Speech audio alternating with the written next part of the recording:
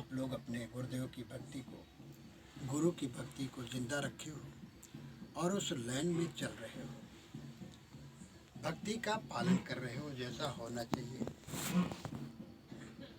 कि भक्ति अर्ब खर्ब लय दर्प जो उदय अस्त लो राज। सदगुरु कबीर साहब कहते हैं अर्ब खर्ब लय द्रव्य जो उदय अस्त लो राज, भक्ति महत्तम ना तुले ई सब कौने काज। आज आधुनिक युग में लोग भक्ति को एक तुच्छ समझते हैं, नगण्य बहुत लोग समझते हैं। कहते भक्ति में क्या है, भक्ति में सब कुछ तो छूट जाना है। संसार में आए हैं कुछ भोगने के लिए, कुछ करने के लिए, कुछ क्या करने के लिए, और भक्ति करो तो ये छोड़ो वो छोड़ो, वो न खाओ ये न पियो, वो न करो ये न, तो क्या किया जाए फिर? जीवन तो जीवन क्या है?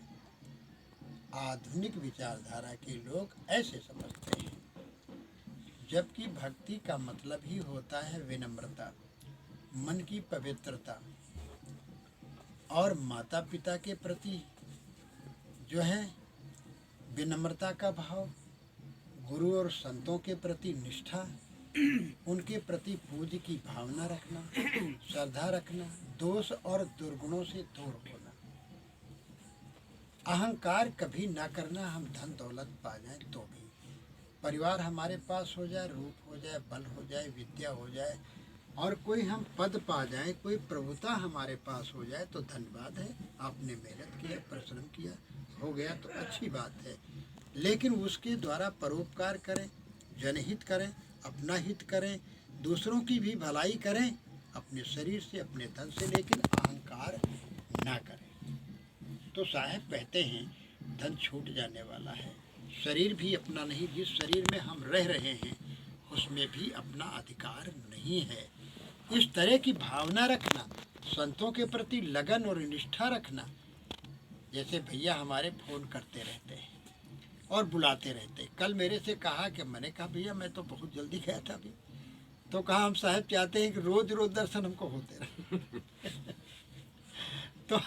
तो यही बहुत अच्छी बात है, यही भक्ति का रूप है। ठीक है, धन दौलत नहीं चाहिए, साधु भूखा भाव का भोजन भूखा ना है ना। तो वो एक बार विश्राम सागर में आया है, सौनक जी उनके शिष्य थे, सूत जी महाराज की विश्वविद्यालय था कभी नैवे सारणे में, सूत जी महाराज का विश्वविद्यालय था, वहाँ 88,000 ऋषि उस विश्वविद्यालय में शिक्षा ग्रहण करते थे। एक बार कहने लगे सौनक से, सौनक हमने करीबन 2-3 घंटा बोले हैं तो सब कुछ तो समझ में आ गया होगा, अब तो मन की तृप्ति हो जाएगी, हो गई है ना, अब समाप्त किया जाए। तो सौनक जी उठ करके कहने लगे गुरुदेव आप बचन तब अमीय समाना और तृप्त न होई उदधि मम काना। कहा भगवान आपके वचन, आपकी वाणी अमृत के समान है और हमारे कान जो हैं वो समुद्र के समान है। जैसे समुद्र कभी भरता नहीं है, ऐसे हमारे कान कभी भरते नहीं हैं, कभी उबते नहीं है, कभी तृप्त नहीं होते, और गुरुओं का, संतों का ज्ञान आशीर्वाद हमको मिलता रहे प्रभु जी। मतलब यह श्रद्धा, यह भाव जी सर कि हमको संतों के दर्शन, हालांकि कहाँ रोज बैठे हैं, है ना जी। तो अब कुछ ऐसे भी भक्त होते हैं इस तरह जैसे आप सब लोग हैं। एक बरदहा में सुंदरदास हमको फ़ोन करने लगे कई साल पहले कि साहब जी हमारे यहाँ 2-3 प्राणी भक्त होना चाहते, दीक्षा लेना चाहते। तो हमने कहा सदगुरु श्री हृदय साहब तो वहाँ हैं और उनसे भक्ति दिला दीजिए। तो कहने लगे नहीं, वो कहते हैं कि ये साहब यहाँ महीना में यहाँ जो है खड़े रहते हैं यहाँ। जब देखो गांव में तो खड़े रहते हो, तीन से न गुरु वो है जो साल 2 साल में कभी आ जाए कभी बुला है। तो हमको वाणी याद आई कि सदगुरु कबीर साहब ने एक भजन में कहा है, कोई कहा है दूर गुर कीजिए सब खर्चा मिट जाएगा। सपने में गुरु दर्शन हुए हैं, यह परम पद पाई। कि साहब कहते कुछ ऐसे लोग हैं जो भक्त कहते गुरु हमारे बहुत दूर हों, जो कभी ना आए, दर्शन हो जाए बस सपने में, बस जानो परम पद हो जाए। जी जी जी। बस रोज रोज आए, उनकी बंदगी करो। अब 4 आदमी बैठे हैं, हम उनकी बंदगी करें, उनके चरण छुएं, सिर झुकाएं, तो शर्म लगती है। ये होता है। तो बहुत लोग तो भक्त अपना क्या कहते हैं, कमरे छू लेते हैं, कहीं गांठी ही छू लेते। तो हम कहते हैं भैया गांठों में रस नहीं होता है ना, चरण पूजे होते हैं, चरण छुआ करो क्या। तो इस तरह का भाव। तो कहने लगे साहब का मतलब ये कहने का है कि देखिए जो धन है वो परिवार के लिए, पालन भरण पोषण के लिए, अपने जीवन को भरण पोषण के लिए धन से धर्म करो, धन से परहित करो, धन से जनहित करो, देश का हित करो, अपनी भलाई करो, दूसरों की भी भलाई करो। आपके पास है लेकिन उसका अहंकार न करो। अभी मैं इसमें सुन रहा था उनका कायदे, जब यहाँ 22 जनवरी में यहाँ अयोध्या में प्राण प्रतिष्ठा हुई तो रतन टाटा को दिखाए। तो रतन टाटा को दिखाया तो कहा कि 2.5 अरब रोज, 2.5 अरब की कमाई रोज है टाटा की, रतन टाटा 2.5 अरब। तो 2.5 अरब में 1.25 अरब रुपया दान कर देते हैं रतन टाटा।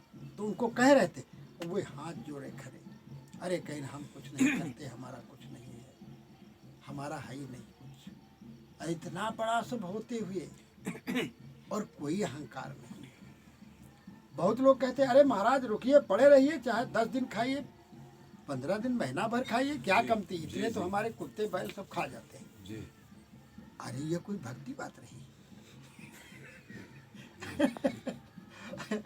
ये कह दे महाराज जो है, जो कुछ नमक रोटी मिल जाए, और हम कौन हैं, आपके सब आप ही का है, सब प्रभु का है, सब भगवान का है, कहते नहीं।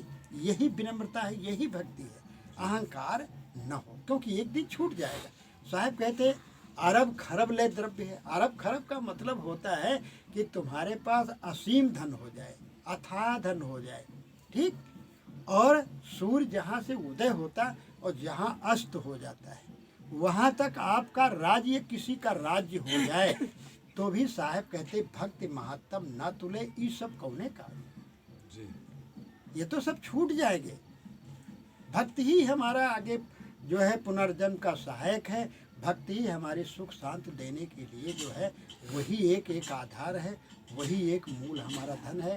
सदगुरु काशी साहब कहते हैं, जड़ चेतन भेद प्रकाश नाम की पुस्तक है, उसमें सदगुरु काशी साहब जो आचार्य बुरहानपुर के हुए हैं, श्री राम स्वरूप साहब के पहले हुए हैं, तो उन्होंने लिखा है कि भक्त किए मन शुद्ध हो जावे, बोध विराग रहना है, गुरु भक्ति मुक्ति ठिकाना है ना। आप पढ़े होंगे कि सदगुरु श्री काशी साहब कहते हैं कि भक्ति करने से मन की शुद्धता हो जाती है।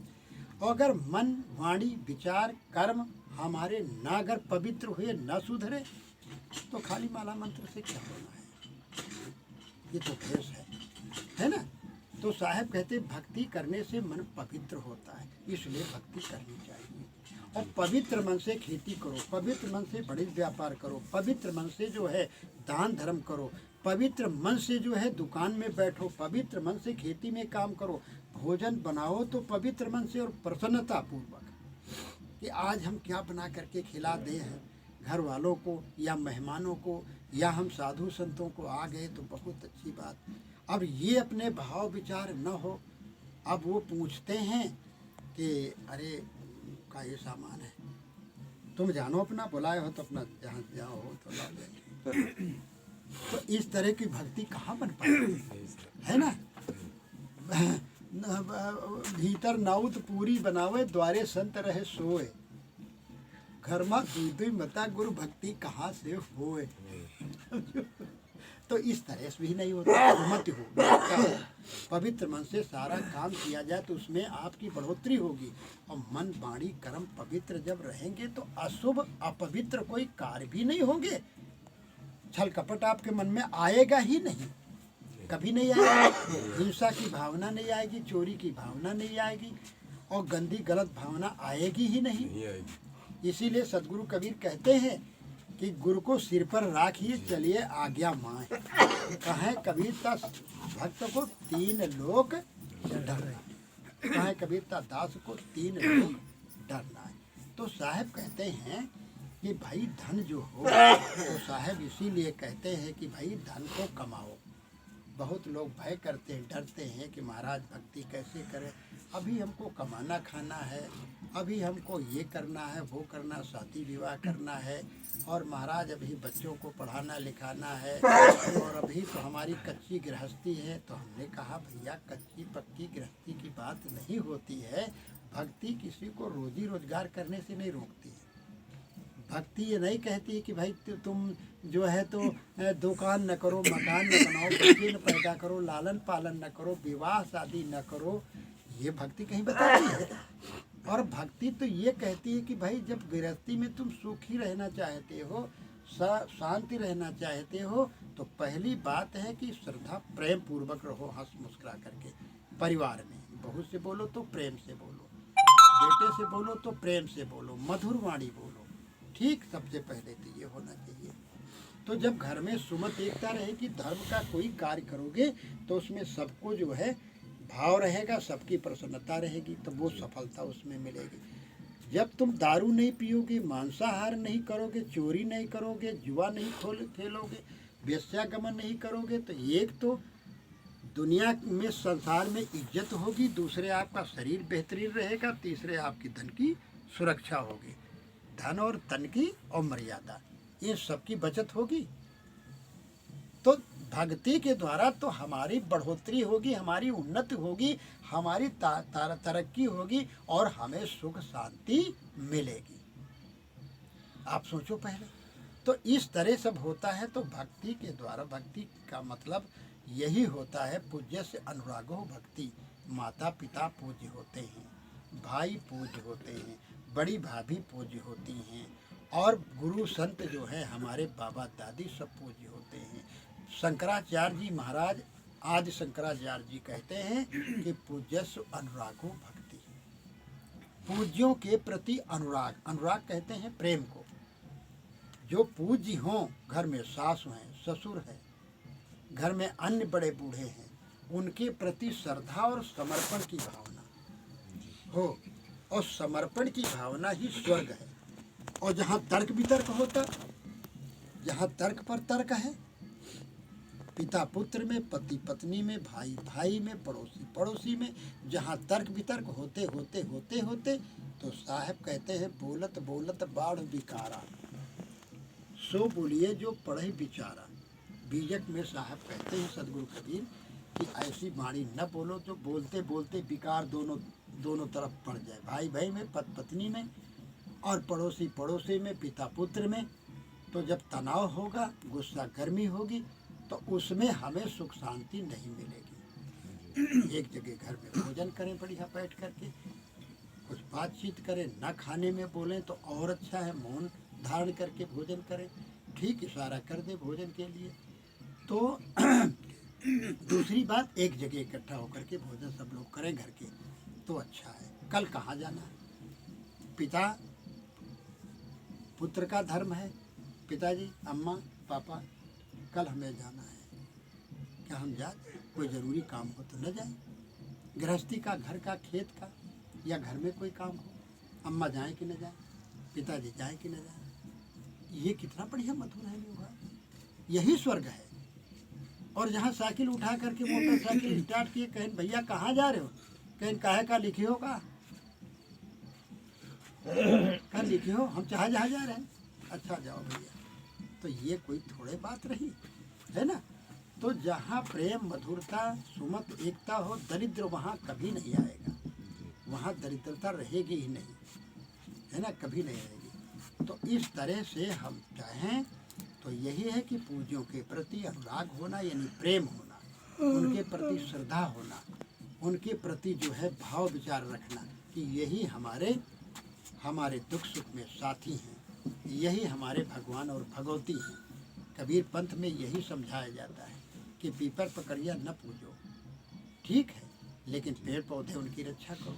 पशु आपके द्वारे बंधे हैं, वो चरखी काट रहे हैं आसपास, किसी के द्वारे आप देखें तो मैं देखा हूँ कि आपने नाथ रखा है, आपने गला उनका बांध रखा है, कोई पैर भी बांध देते हैं, कहते काणत बहुत, और जब देखे तो उठा करके धोधा 2-4 लठ मार देते हैं। कम से कम समझो कि उसकी पेट जो है पीठ में लगा हुआ है, एकदम कोखी जो है उनकी खाली है, तो भूखे हैं या प्यासे हैं क्या है। अपने से ज़्यादा उनको समझो कि इनके दुख दर्द समझो। मानो यही मूर्ति की पूजा है, ये चलती फिरती मूर्तियाँ हैं। इनको देखे रहो, जल भोजन छाई में बांधने योग्य है। मौसम